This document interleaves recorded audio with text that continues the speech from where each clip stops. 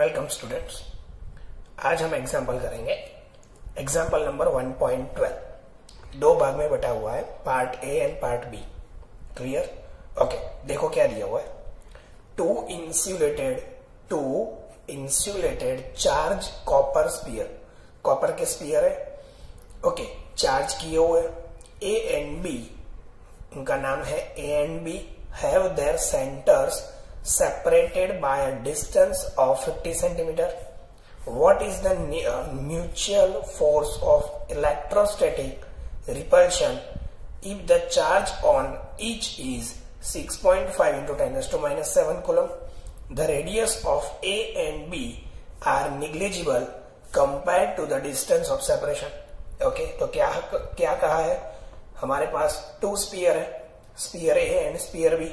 तो यहां पे मैं उसको लिख लेता हूं, स्पीयर ए एंड दूसरा स्पीयर है मेरे पास बी। ओके, यहां पे क्या बोला है देखो, the radius of the A and B are negligible compare to the distance of separation. वो दोनों जितने दूर है उन दोनों के बीच का जो डिस्टेंस है उसके कंपेयर में उसकी रेडियस कम है। अगर ऐसा है तभी हम स्पीयर पर जो चार्ज डिस्ट्रीब्यूट हुआ है उसी को हम क्या कंसीडर कर सकते हैं? पॉइंट चार्ज कंसीडर कर सकते हैं। और पॉइंट चार्ज के लिए ही कौन सा लॉ अप्लाई हो सकता है? कूलम्ब्स लॉ अप्लाई हो सकता है। ओके, दोनों पर यहाँ पे चार्ज कितना है लिखा है, कितना चार्ज है ऑन ईच, यानी दोनों पर कितना है इतना। आगे प्लस माइनस कुछ नहीं लिखा तो हम क्या कंसीडर करेंगे? प्लस। तो मैं यहाँ पे आपको बोल देता हूं कि कौन सा चार्ज है? पॉजिटिव चार्ज है। बोलो clear? This is the positive charge. Okay, distance between two sphere 50 centimetre given. Okay, तो what is given? R is equal to 50 centimetre. Centimetre को कन्वर्ट करेंगे मीटर में, 50 इंटू 10 raised to minus 2 मीटर। बोलो clear है? अब आगे नेक्स्ट क्या फाइंड करने को बोला है? Electrostatic repulsion. रिपल्शन क्यों है? क्योंकि लाइक चार्जेस है। ओके, इलेक्ट्रोस्टैटिक रिपल्शन यानी दोनों स्पीयर स्टेडी कंडीशन के अंदर है। ओके, तो हम इलेक्ट्रोस्टैटिक रिपल्शन फोर्स फाइंड करेंगे। ओके, दोनों पर चार्ज कितना है? तो charge on A is equal to Q A, charge on B is equal to Q B. What is given? 6.5 into 10 raised to minus 7 coulomb. Charge is also given. Okay, now we know that what is the charge and what is the distance. We have to find force. We use Coulomb's law. Okay, F is equal to K Q1 Q2 upon R square. 1 and 2 charges, यहाँ पे charge A and B sphere पर है, इसलिए उनको थोड़ा simplify करके K Q A Q B upon R square. बोलो clear? We know that the values. Okay, after putting the values what's happen? तो put the value of K 9 into 10 raised to 9, charge on A 6.5 into 10 raised to minus 7, charge on B 6.5 into 10 raised to minus 7, clear, divided by R. Distance between two charges 50 into 10 raised to minus 2, square है तो उसको मैं square करूंगा। बोलो clear? अब इन सभी को आप सिंप्लीफाई करेंगे, कैलकुलेट करेंगे तो आपके पास आंसर आएगा 1.52 into 10 raised to minus 2 newton. बोलो क्लियर? तो ये हमारे पास क्या आया? फोर्स आया। कितना? दो चार्ज के बीच में। ओके, तो अब इसको समझिए, ये तो सिंपल है, कैलकुलेट हो गया। क्लियर? अब इसका मैं यूज कैसे अगले पॉइंट में करता हूं देखो। तो इसको मैं क्या लिख सकता हूं? F is equal to K Q A Q B upon R square किया। उसकी वैल्यू कितनी आई? 1.52 into 10 raised to minus 2 newton. बोलो क्लियर? तो ए एंड बी स्पीयर पर जो चार्ज था उनका फोर्स कितना है, इतना फोर्स वो दोनों एक दूसरे पर अप्लाई कर रहे हैं। अब आगे वाला टॉपिक पढ़िए। What is the force of repulsion if each sphere, समझना यहां से मेन फंडा है, each sphere is charge double, each sphere is charge double the above amount, यानी यहां पर जो चार्ज था उसके कंपेयर में यहां पे चार्ज डबल हो जाता है। Okay, and distance between them, दोनों के बीच का डिस्टेंस हाफ, यानी दोनों के बीच का डिस्टेंस जो था उससे आधा किया जाता है। तो यहां पर क्या हुआ, हमारे पास दो स्पीयर है, sphere A and sphere B. अब हुआ क्या, इस पर जो चार्ज है वो कितना हो चुका है, डबल, यानी अब इस पर जो चार्ज था उसको मैं सपोज यहाँ पे Q1 बोलता हूं या Q1 डैश, इसको Q1 Q2 बोला था, यहाँ पे Q1 डैश बोल देते हैं। कितना हो गया, पहले था उससे डबल 2QA। इस पर जो चार्ज था उसको मैं Q2 डैश बोल दू तो अभी कितना हो गया 2 टाइम्स QB, यानी यहां पर जो चार्ज था उससे चार्ज डबल हो जाता है और जो डिस्टेंस था वो डिस्टेंस भी यहाँ पे क्या हो गया, आधा। तो इस डिस्टेंस को हम बोल देते हैं सपोज R डैश, कितना हो गया R/2, यानी यहां पर जो था उससे आधा। बोलो क्लियर है, R/2। ओके, अब उन दोनों के बीच में कितना फोर्स लगेगा, वो फोर्स हमें क्या करना है, फाइंड करना है। बोलो क्लियर है। अब हम ए फोर्स फाइंड करेंगे। ओके, इस फोर्स को हम बोलते हैं F डैश। कूलम्स लॉ के दोनों चार्ज की वैल्यू का multiplication, charge on A Q1 dash, charge on B Q2 dash, divided by distance R dash, उनका square according to the Coulomb's law. K into multiplication of two charges divided by distance between two charges का square. Okay, K Q1 dash कितना है 2QA, Q2 dash कितना है 2QB, divided by R dash square. R dash कितना है R/2, उसका क्या करना है, स्क्वायर करना है। K QA QB 2 into 2 4 divided by R square, और 2 square is equal to 4। A4 अब यहां से कहां जाएगा, ऊपर, तो अब ऊपर कितना हो जाएगा 16, 4 मल्टीप्लाई 4 कितना 16। K QA QB divided by R square. Okay, ए क्या है F डैश। ओके, अब हमारे पास क्या कंडीशन है, देखो 16, उसके बाद क्या है K QA QB upon R square. तो इसकी वैल्यू तो हमने अगले टॉपिक में फाइंड किया था, तो वो कितना है 1.52 इंटू 10⁻²। अगर आपको ऐसा पता नहीं चलता है तो आप क्या करेंगे, अगले वाले टॉपिक में से QA और QB की वैल्यू फिर से पुट करेंगे।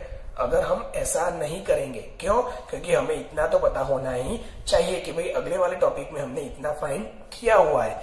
तो इसकी जो वैल्यू ए ऑप्शन में मिली थी वो हम यहाँ पे डायरेक्ट पुट करेंगे 1.52 इंटू 10⁻²। बोलो क्लियर है। अब इनका मल्टीप्लीकेशन करके जो आंसर आएगा वो हमारा फाइनल आंसर हो जाएगा। अब फाइनल आंसर कितना आ रहा है, तो 0.243 Newton. This is your final answer. तो अब इसका मीनिंग क्या हुआ, हमने क्या किया, दोनों स्पीयर का चार्ज डबल किया और डिस्टेंस कितना किया, हाफ किया। बोलो क्लियर। तो फोर्स में कितना डिफरेंस हुआ, तो पहले इतना फोर्स लग रहा था, अब इतना फोर्स लग रहा है। कितना फोर्स लग रहा है, देखो यहां पर पहले जो फोर्स था उसके कंपेयर में 16 टाइम ज्यादा फोर्स लग रहा है। ओके, इसको हम कैसे समझ सकते हैं, अगर कोई एमसीक्यू हो तो इसके अंदर हम ऐसे लिख सकते हैं कि F dash is equal to 16, okay, K QA QB upon R square. What is that? K QA QB upon R square. What is that? F. Okay, F. तो this is the initial condition, this is the final condition. या फिर ऐसा बोल सकते, this is the first condition, this is the second condition. और first और second condition के बीच में फोर्स का रिलेशन क्या है, तो हम ऐसा बोल सकते हैं F dash is equal to 16F, second condition में लगने वाला फोर्स फर्स्ट कंडीशन में लगने वाले फोर्स से 16 टाइम्स ज्यादा है। ओके, क्लियर और नॉट? ओके, तो ये क्या हो गया, दोनों कंडीशन में डेवलप होने वाला एक दूसरे पर लगने वाला जो फोर्स है उस फोर्स का रिलेशन हो गया। बोलो क्लियर है?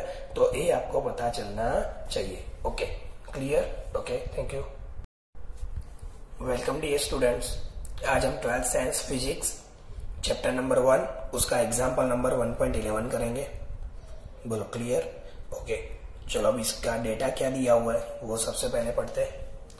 अब पॉलीथीन पीस यानी पॉलीथीन मटेरियल का एक पीस है हमारे पास, is rubbed with wool, is found to have a negative charge of this. चलो इसको सिंप्लीफाई करो, क्या दिया हुआ है, पॉलीथीन है, पॉलीथीन को हम किसके साथ, वूल के साथ रब करते हैं। सपोज ये रहा मेरे पास पॉलीथीन, सॉरी ये रहा मेरे पास वूल, ओके, और ये रहा पॉलीथीन पाइप का एक टुकड़ा। Okay, this is the polythene. Okay, मैं पॉलीथीन को क्या कर रहा हूं, वूल के साथ रब कर रहा हूं, यानी रबिंग प्रोसेस। हमने चार्जिंग प्रोसेस में पढ़ा था, याद है? ओके, तो पॉलीथीन को वूल के साथ रबिंग करेंगे तो क्या होगा, a polythene piece rubbed with wool is found to have a negative charge. Polythene को वूल के साथ रब करते हैं तो पॉलीथीन पर नेगेटिव चार्ज डेवलप होता है। बोलो क्लियर? अब कितना नेगेटिव चार्ज डेवलप हुआ? ओके, तो charge on polythene is equal to 3 × 10⁻⁷ coulomb. इतना नेगेटिव चार्ज है, ये चार्ज दिया हुआ है, पॉलीथीन पर डेवलप होने वाला चार्ज दिया हुआ है। ओके, चार्ज नेगेटिव है तो हमें पता चलेगा किसके कारण डेवलप हुआ होगा, तो रबिंग प्रोसेस के अंदर वूल पर से क्या हुआ होगा, इलेक्ट्रॉन ट्रांसफर हुए होंगे। कहां पर? पॉलीथीन पर। तो वूल पर से इलेक्ट्रॉन जा रहे हैं, कहां पर जा रहे हैं? पॉलीथीन पर। तो polythene is getting the electron. Clear? अब ये इलेक्ट्रॉन के कारण यहां पर नेगेटिव चार्ज डेवलप हुआ, नेगेटिव है इसलिए मैं यहां पे क्या ले रहा हूं, minus. Okay, value 3 × 10⁻⁷, but negative है इसलिए माइनस। ओके, अब आगे देखो क्या पूछा है, estimate the number of electrons transferred from which to which. तो कहां से कहां? तो हमने बोल दिया भाई, पहला आंसर क्या है, इलेक्ट्रॉन्स। बोलो, electrons transfer from wool to polythene. बोलो क्लियर? एक आंसर तो पता चल गया। क्यों, कैसे पता चला? हमें पता था जो इलेक्ट्रॉन गेन करेगा वो नेगेटिव चार्ज बनेगा, जो इलेक्ट्रॉन रिमूव करेगा वो पॉजिटिव चार्ज बनेगा। बोलो क्लियर? तो wool become the positive, wool have the positive charge. कितना? जितना पॉलीथीन ने नेगेटिव चार्ज गेन किया उतना ही वूल ने क्या किया, पॉजिटिव चार्ज गेन किया। Okay, number of protons and electrons तो सेम रहेंगे, यानी यहां पर जितने इलेक्ट्रॉन्स गए यहां पर उतने प्रोटॉन्स डेवलप हुए, तो यहां पर जितना नेगेटिव चार्ज आया यहां पर उतना ही पॉजिटिव चार्ज आएगा। ओके, नेक्स्ट आगे देखो, estimate the number of electrons transferred, यानी कितने इलेक्ट्रॉन गए वो भी हमें फाइंड करना है। ओके, अब चार्ज तो हमारे पास है ही, हम एक इलेक्ट्रॉन पर रहने वाला चार्ज जानते हैं, हमारे पास टोटल चार्ज है, तो इतना चार्ज गेन करने के लिए कितने इलेक्ट्रॉन चाहिए वो हम फाइंड करेंगे। तो यहाँ पे हम ऐसा टर्म बनाते हैं कि भाई 1 इलेक्ट्रॉन, एक इलेक्ट्रॉन के पास कितना चार्ज है, तो ऐसा लिखते हैं 1.6 × 10⁻⁹ कूलम चार्ज। चार्ज कितने इलेक्ट्रॉन के पास होता है? एक इलेक्ट्रॉन के पास होता है। बोलो क्लियर है? तो अब हमें कितना चार्ज चाहिए, 3 × 10⁻⁷ कूलम चार्ज के लिए हमें कितने इलेक्ट्रॉन्स चाहिए? बोलो क्लियर है?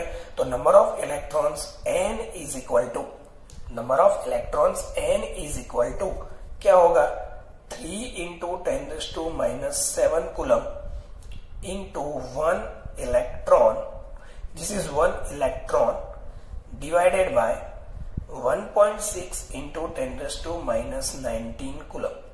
यहाँ coulomb coulomb cancel, n is equal to, आप सिंप्लीफाई करेंगे तो सिंप्लीफाई करने के बाद आपके पास आंसर आएगा 1.87 इंटू 10⁻12 इलेक्ट्रॉन।